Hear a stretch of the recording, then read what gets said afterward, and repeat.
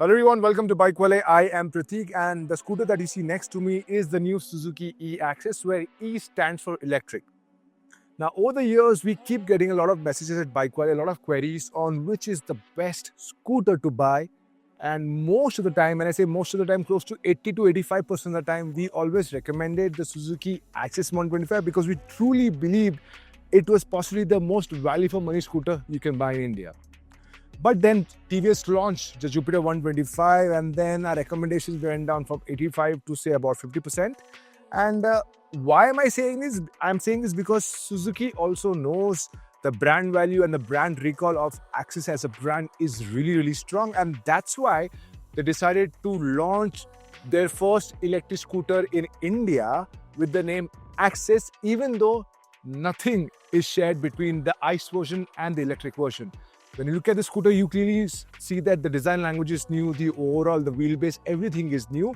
The only thing that connects this to the Axis is obviously the Axis name. Now, we are in the outskirts of Bengaluru. We have been given a go-kart track to test this new electric scooter and we have done just that. And we're going to give you a brief overall first-ride impressions of the Suzuki Electric Axis. Now, before we proceed, please don't forget to like and share this video and also subscribe to BikeWale. In typical Suzuki fashion, the E-Axis plays it safe with its design. It is conservative, simple, and largely unassuming. While this design direction might please some family buyers, it misses an opportunity to stand out, especially in a market where new age EVs are leveraging futuristic styling to attract attention. The E-Axis lacks the aspirational pull. It doesn't have the visual spark that would turn head or entice young buyers, many of whom now look at scooters as a lifestyle statements. This could be a missed trick from Suzuki, especially when launching something as important as its first electric scooter.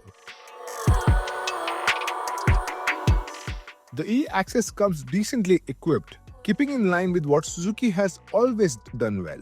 Offer just enough without going overboard. It gets a fully digital instrument cluster with Bluetooth connectivity, ride modes, and LED lighting. While the features aren't groundbreaking, the overall quality levels are commendable.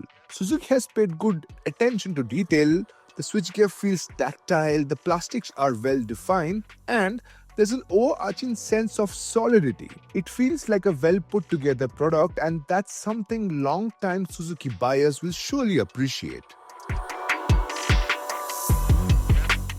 The Suzuki E-Axis is designed for urban practicality, and that is why it is powered by a 3.07 kW per hour LFP battery paired with a 4.1 kilowatt electric motor that churns out 15 Newton meters of torque. This setup allows the E-Axis to hit a top speed of 71 km per hour, more than adequate for a daily city commutes. The company claims a charging time of 0 to 100% in 6 hours 42 minutes, and this could be more if the ambient temperature is more than 25 degrees. Fast charging time is 2 hours 12 minutes for 0 to 100%. Our riding session was limited to about 20 minutes on a go-kart track, so impressions are strictly first cut.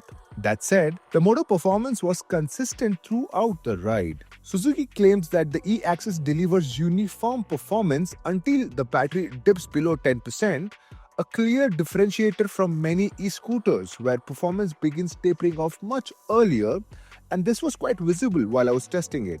The E-Axis gets 3 riding modes: Eco, Mode A and Mode B. Eco mode is tuned for maximum efficiency.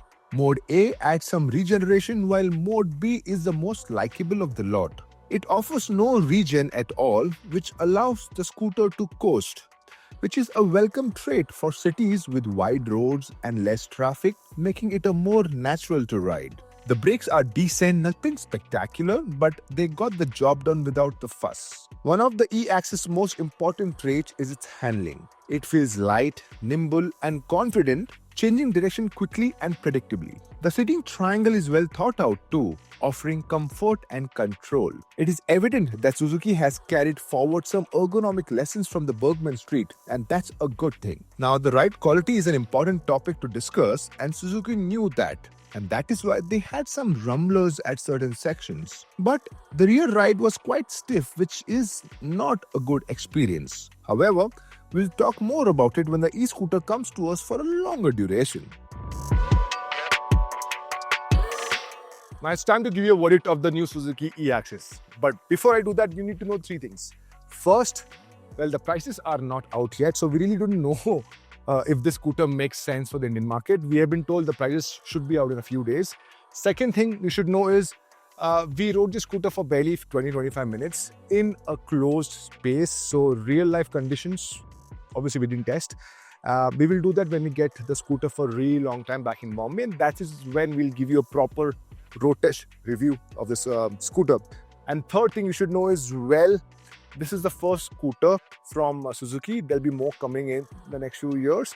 But Suzuki have been saying that they have big hopes from the scooter, and let's see if that works. Now, should you buy the Suzuki electric Axis? Well, I can see right now only two kinds of people buying this particular electric scooter. First is the people who already have Suzuki scooters in their home and even motorcycles, and they truly trust the brand for its reliability, for its performance, for its styling, and for its after-sales service. I think I truly feel that majority of the Suzuki electric Axis customers are going to come from within Suzuki, and these are the customers who have been wanting to switch to electric, but they have not gone to other brands. They have been wanting to stick to Suzuki. I think that is what this scooter is going to cater to. And the second type of people who are going to buy the Axis, I feel these are the people who are in the market, but they're not really convinced to buy a Bajaj Chetak or a TVS iQube or the Ola, and they truly want a Japanese product because a Japanese product symbolizes reliability and efficiency. And these are the customers who also don't want to go to the Activa for the price points and the kind of charging infrastructure they are providing with the electric Activa. And I truly feel that this particular scooter will cater to a very limited set of buyers as of now. We will be able to tell you a lot more when we test this scooter in detail, live with it for many days, because to be honest, this 20-minute ride doesn't really justify the kind of things we want to talk about. I truly feel this scooter feels great, fantastic overall quality. The attention to detail is fantastic. The performance, well, I have been riding this for almost 20-25 minutes without any break. The scooter kept on performing really well. But again, this is a closed space. We would love to do that in a real world where there is a lot of braking, there is a lot of dust, a lot of traffic involvement, and we will be able to tell you then. For now, the product looks good. We will tell you a lot more in the next few weeks. When I say a lot more, I'm talking about the overall performance, road riding performance, the overall range, the acceleration, the braking. Stay tuned to BikeWale, we will get you a lot more details. As of now, this is what we have to tell you about the Suzuki e-Axis.